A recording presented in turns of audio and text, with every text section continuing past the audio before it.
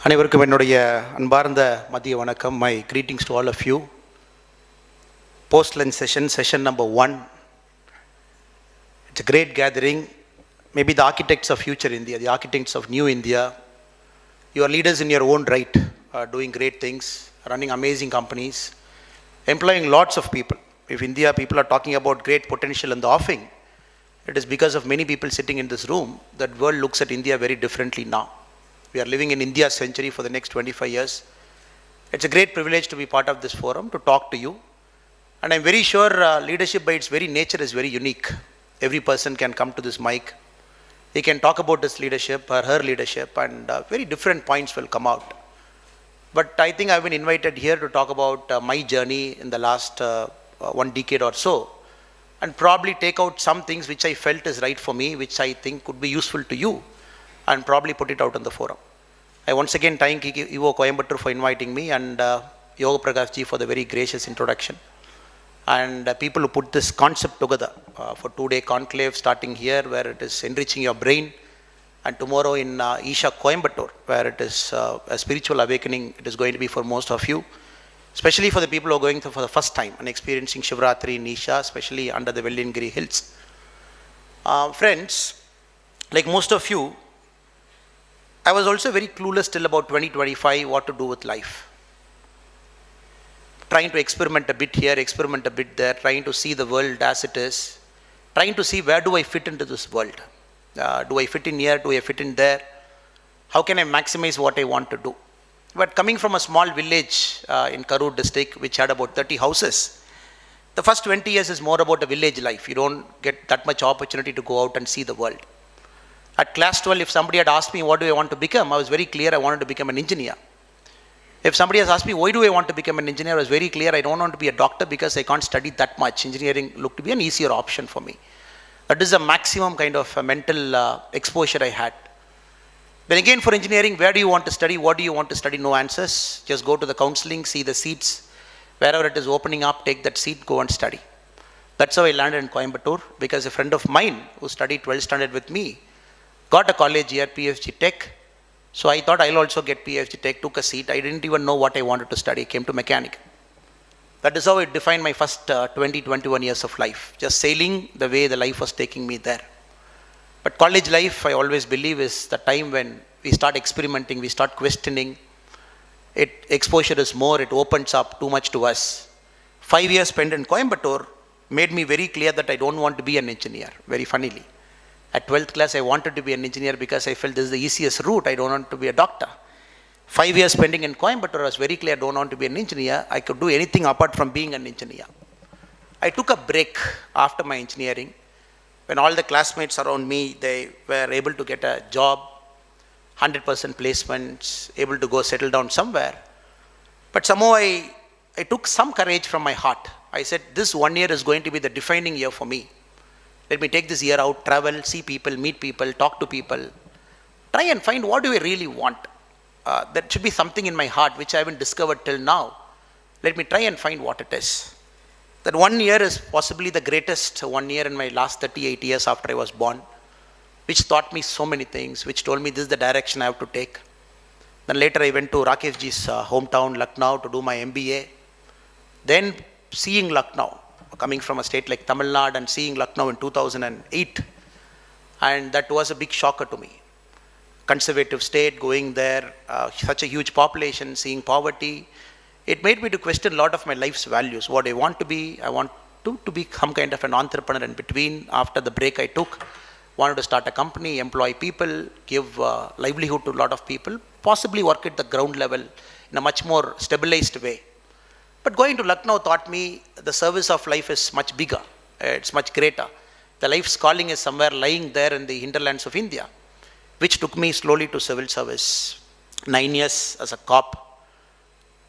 As they said, I was at DCP Bangalore, then I chose to quit, and now in politics. So this is what I thought I'll cover in the next 20 minutes.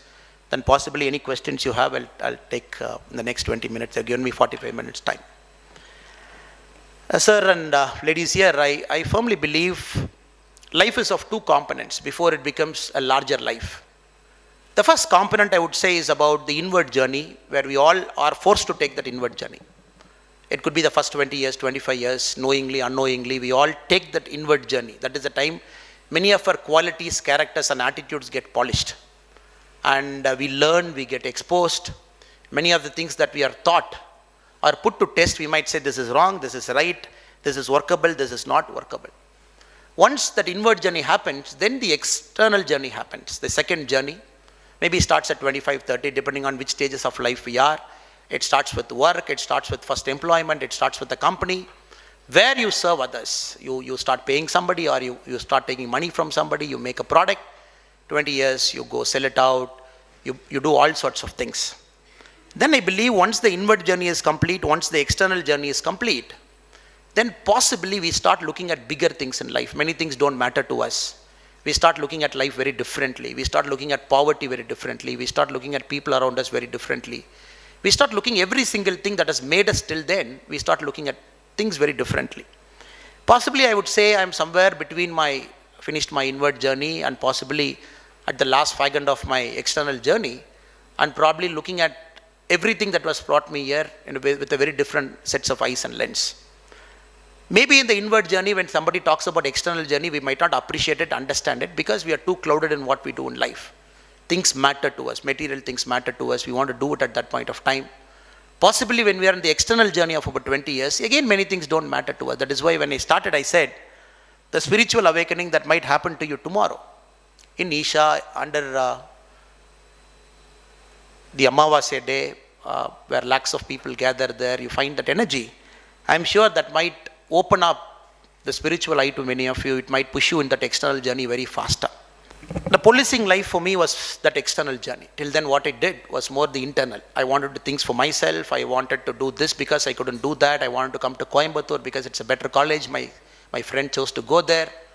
Then I took that break because I didn't want to do this. I wanted to do something great, something big, where I can make a difference in the world, but never knew what it was. And it was more about that discovery. Policing, again, was a choice that I carefully made, that I wanted to do this. The 9 years that I spent as a police officer in different parts of Karnataka, coastal Karnataka, the southern part, the Bangalore, the cosmopolitan, every single day was an awakening. Every single day was a challenge, because normally when you confront death on a daily basis, many of the things that you see about life, you start questioning it. Fate, you question it. You ask, why did this guy die? Why did not that guy die? This guy was at the wrong place, wrong time, so he died. This guy was at the right place, right time, so he didn't die, especially in the case of accidents and murders and all sorts of horrible things that happen in our life. As a police officer, you confront it for 9 years. Though you are happy you are doing justice, though you are happy that you are solving cases, though you are happy that you are part of the larger criminal justice system, but there comes a time when you ask yourself the question, why do crimes happen in the first place? Is there a way I can solve those crimes or make sure the crimes don't happen in the first place? So that shifted me away from policing towards a foundation, towards politics, where I think I can make sure I can create a better world. I can create a world where the human potential is fully realized, the country's potential is fully realized. For many people, they keep asking me the question. Rakesh ji was asking me, why did you become a cop, and why did you quit cop, and what are you doing now, politics and everything? This is the answer that I can give. I'm not sure many people are not convinced. I'm also very sure that many people are convinced, but this is what I am. As I said, leadership journey is very innate to us. It's all certain qualities that we have based on the exposure and everything. I think you are also in a way lucky, because we are having this conversation at the age and time when we can change a lot of things that belongs to us. The mindset, the attitude, a lot of things that we can change, because the mind is always churning. The inward journey is always churning, so that is pushing you to the external journey that is also churning, that will push you to a larger things. That is why when we see entrepreneurs in India also, one of my dear friends, Sridhar Vembu, who runs Zoho, when I asked him the other day, what motivated him to leave US and everything and come and set up a shop in Tenkasi? He said, look, I've finished this, I've done this, whatever needs to be achieved, I've achieved it. Now I see life very differently. I see poverty very differently. I see village life very differently. I see tier 2 city very differently. I was very surprised. Both of us are in different parts of journey. I'm a very small man doing something in some part of the life. And he is the so-called big man in terms of money, in terms of employment. He is also doing something, but somehow the life is miraculously converging for both of us. We are at different points of time in terms of age, but both of us are looking at life in a very similar spectrum. So that made us friends. we make it a point to meet whenever is available in Chennai, or when I make it a point to go to Tenkasi, to have that life conversation with them. One thing I've realized, anybody who consciously does his inward journey, acquire whatever things he want to acquire for him, and consciously does that external journey also, both when it merges, then the big thing in life happens, where your life really is in the service of people who matter to you. So I really hope and pray that many entrepreneurs who are here, you might create billion-dollar companies, give employments to 1,000 in the coming years, coming months, coming decades, in the coming century. But there is a certain point of time where I hope and pray that it converges with the country, it converges with the path the country is taking, it converges with the population of this great nation who might want you in different roles at different points of time, your experience. I hope and pray it all happens for you at certain points of time. That is our vision prayer. And it is also great, at a very young age, as I said, you are part of this great forum where you get to meet all varieties and different sets of people. You get to meet billionaires, you get to meet NGO people, you get to meet people like me, you get to meet people like you who are in a startup journey, maybe running a company 100 million, 200 million, 300 million, whatever is the valuation. It is good when you get this kind of exposure. A lot of churning happens to you, and probably you will try and seek what you actually wanted to be. I was reading a very interesting book recently where they said the American presidents from John F. Kennedy till the senior Bush, the 7 American presidents, out of that 6 presidents served in World War II, and 1 president was also a war president. 7 presidents were uniform. So the arc of America, the greatness of America, it started from John F. Kennedy, the World War II generation, probably we call the best generation of the Americans. It reached possibly its peak by the George Bush generation. Then possibly it started coming down because of wars and this and that, the moral issues and everything. In that very interesting book, very beautifully they've narrated, normally when people sit in this highest position of power, where they decide a country's trajectory, where they try and do what they want to do, it is that experience in serving for others that makes them to make better decisions. So the book was particularly very, very fascinating analysis from Kennedy era, then it went into different presidential era, then the Jimmy Carter's era, then it went to the George Bush era. Overall, they're trying to weave a narrative that people who achieve certain positions where they are supposed to serve the society, before that they start putting them in the service of others. That is why many countries, they have designed that 1, 2, 3 years you serve in the army, you serve in some cadet corps, or you serve somewhere, and possibly that will make you a well-rounded individual. When you come out at 45, 50, 55, when you start occupying positions of power, use that responsibly. Now it took about 70 years for us, post-independence, to bring this Agnipath now. Agnipath, to make the army as a 3-year business. You go there, you train for 1.5 years, you serve for 3 years, total 4.5, 5 years, you're out. You come at 21, 22, which means every year 90,000 people who get selected, and you retain about 1/4 of them in the army, which is about 22,500. All the 67,500 people, every year they come out of the army, 1.5 years of service and 3 years of practice, 4.5 years. You get this many people. Imagine 2 years, it is going to be almost 1,35,000. Imagine 20 years, it is going to be 13 lakh. This kind of people are getting back into the society. The expectation is they will occupy positions of power. It could be a business organization, it could be even a Rotary Club, it could be a Lions Club, it could be a local parent-teacher association chapter president. They go and occupy all these different forums across India. Just imagine the kind of orbit India is getting into. The problem we have is the quality of public leadership. The private leadership is fantastic in our country, which is growing on its own, learning from a different era when we wanted everything, when we were looking at the West for everything. Somehow the private business leadership of India is on a great trajectory. That is why in the Fortune 500 companies, we have 70 leaders in the world out of 500 who are Indian origin. The top guys, just yesterday you open it, YouTube, CEO is going to be some guy. Every week you open it, is going to be an Indian origin guy. Probably studied a school year, studied a college year, probably did his masters in US, but somehow the formative years was in India. So private leadership is fantastic. But if you look at the public leadership, it's horrible. You can't have one Narendra Modi, one Prime Minister sitting in Delhi to change the fortunes of this country. The public leadership means the councillors, the panchayat presidents. The public leadership means people who sit in very influential positions across close to about 14, 15 lakh elected positions in India. That is very horrible. You find people without moral character, people without true north compass. They all sit in all these kinds of things. But somehow all these people, they drive 80% of the country. As a private player, whatever you do, you have a certain influence on the employees that you have. Maybe 1,000, maybe 10,000, maybe a lakh. Beyond that, you might have your influence in the circle. But the public leadership is the big task that we have for the next 25 years. When the Honorable Prime Minister calls our nation, in the next 25 years, it is going to be the Amrit Kaal of India. Starting from 2022 till about 2047, 25 years, he says, we are going to do a lot of great things, miraculous things. 11th in the economic size in 2014, we are 5 now. Very soon we should overtake Germany and Japan. We should go to 3. Then possibly 2035, 40, early 40s, we should overtake China. Then possibly China or US was number 1, 2047. He has put a marker that we are there. We would be the number 1 country in the world in terms of the numbers. But to reach there, I personally believe it is the public leadership that matters. People who sit in influential positions, right from your chairman, right from your panchayat president, right from your councillor, right up to the prime minister. That is the challenge we have in front of us.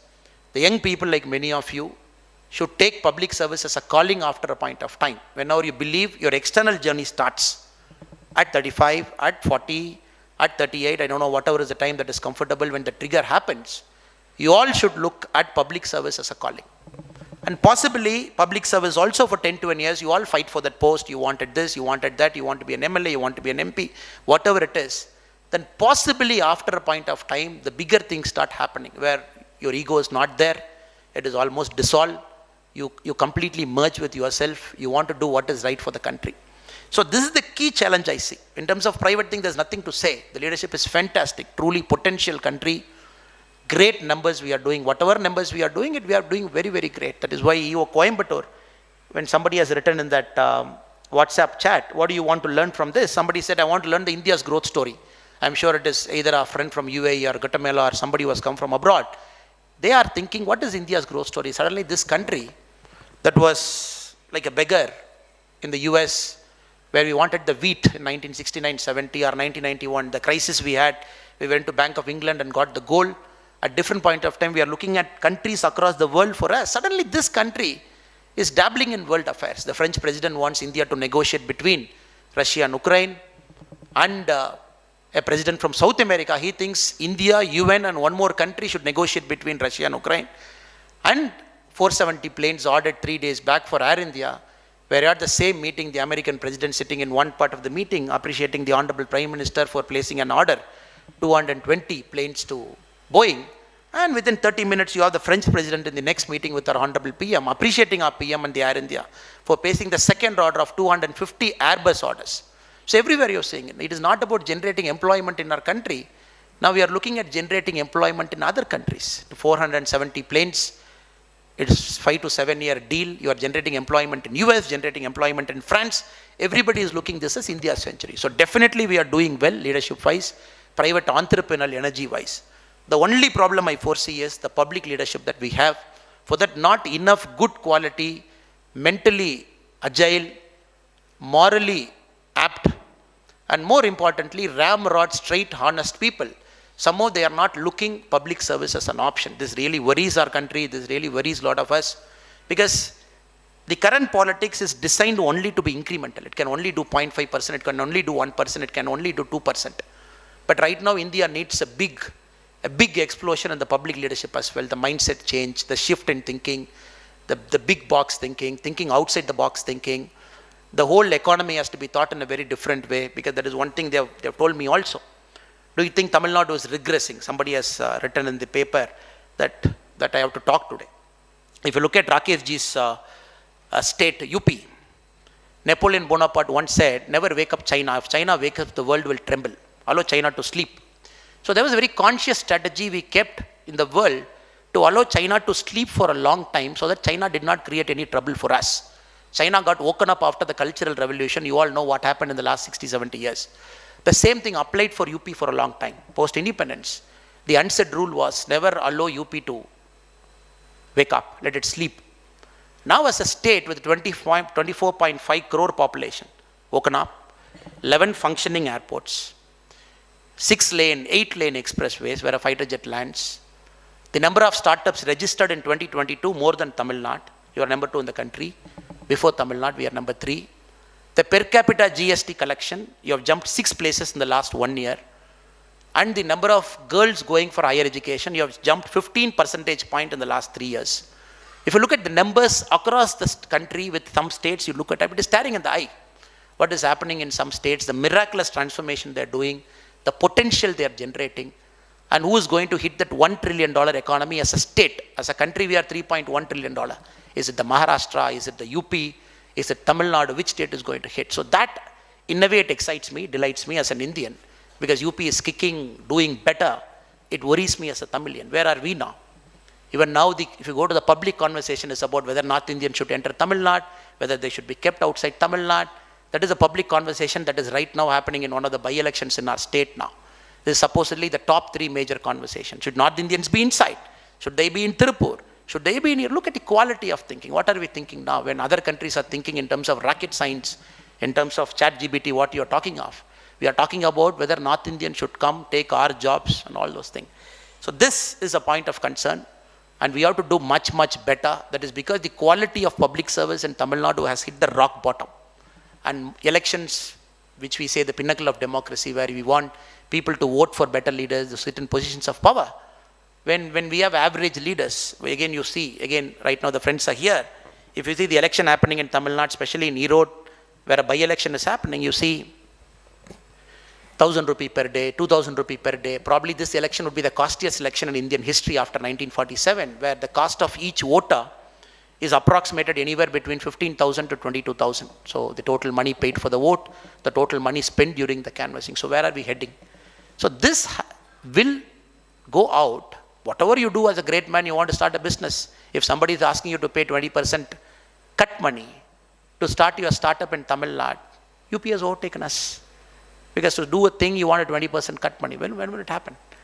So I hope and pray the important leaders, my time for 20 minutes is over. The leaders sitting in this room, inward journey, outward journey, whichever journey you are in, there is this journey that is much more important than both the journeys, where it converges. You start seeing a larger picture, where our life is put in the service of our country. We start doing things without ego. We start merging ourselves with our country, where we help our people. Even now, the extreme poverty in India is still less than 1%, but it is still there. Many people go to bed hungry. It is still there. It is not that we have come out of the woods. We are talking of reaching US 25 years from now. But the US per capita income is at $65,000. We are at $2,900 now. Just imagine 30 times leap we have to do in the next 25 years. A lot of things to do, a lot of things to catch up. But to do that, it is important that quality leadership slowly starts shifting from the private sector to the public sector at different points of time, where you start taking a call. You start competing for post. It could be a panchayat president, it could be a councillor, it could be something apart from your day job. Before I end, I would like to end with a very famous quote that is more like my moral compass I have. Theodore Roosevelt left American presidency in 1909. In 1910, he wrote a very beautiful essay called Citizenship and Republic. And this essay's name you might not recollect, but if I can say the word, the man in the arena, many of you might know the Theodore Roosevelt's man in the arena quote, where he says, who matters in this world? Who matters as a citizen? He says, it is not the man who's a critic who matters. It is not a man who keeps commenting on the strong man when he fumbles. They don't matter. It is not the man who keeps commenting on the doer of deeds. He doesn't matter. He further argues, who matters is the man who gets into the arena, takes the mud, starts the fight with the sweat, with the blood, and who doesn't belong to the timid and the cold souls, and for whom it is equally important either he knows victory or he knows defeat, but not the spectator who sits outside, who neither knows victory nor knows defeat. I think that is important to our country now. Though it was written in 1910, good 112 years before, but we need players in the arena, not worried about system, just go there, fight it out over a point of time. Victory comes, system will get better. Defeat comes, the system will get better. That is one thing as a politician I want to leave this message out to you. Young politicians should come in. Some of the greatest changes in the world has happened because young people have thought differently. Greta Thunberg has thought differently. Malala Yousafzai has thought differently. The Black Lives Matter, who started as less than 30 years age, the Me Too movement, less than 35 years age. So these are the people who are changing the world in terms of revolutionized thinking.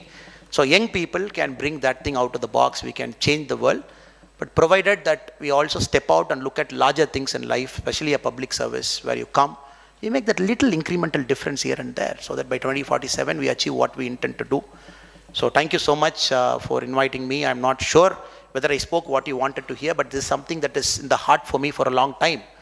That inward, outward journey, you hope you realize it at some point of time, and you look at the larger picture where both resonate, converge, and then your service of life becomes service of people, where the ego is absolutely not there, and probably the country benefits from all the exposure you had, all the education you had, all the great things you have done at this point of time. Thank you so much. Jai Hind.